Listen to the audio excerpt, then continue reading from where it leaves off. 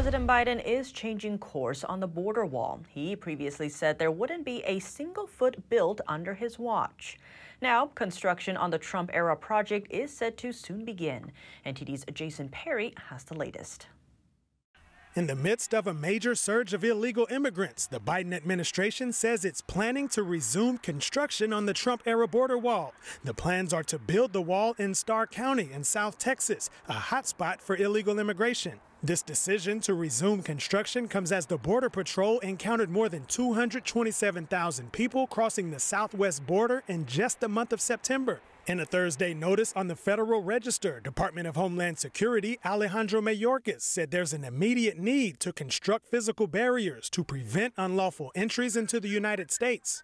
However, White House Press Secretary Karine Jean-Pierre gave a different reason for resuming construction on the border wall. She noted that there are still funds from the Trump administration that are to be used specifically for a border barrier, and the deadline to use them is approaching.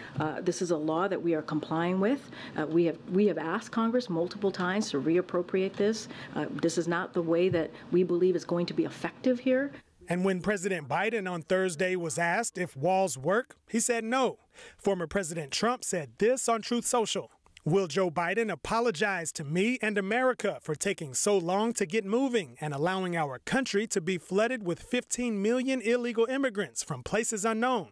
I await his apology. I spoke with Andrew Arthur, resident fellow in law and policy at the Center for Immigration Studies. Biden doesn't plan on stopping his catch and release policies at the southwest border, so at least erecting barriers gives the illusion that the president is doing something. Arthur explained that there are several things in play here. And I think the political pressure coming from northern Democratic officials is a whole lot stronger in the administration's decision in this regard than any demands being made by agents on the southwest border. And he added this about the area where the border wall is set to be built in South Texas. So this is a heavily trafficked area. It's also a known drug trafficking area.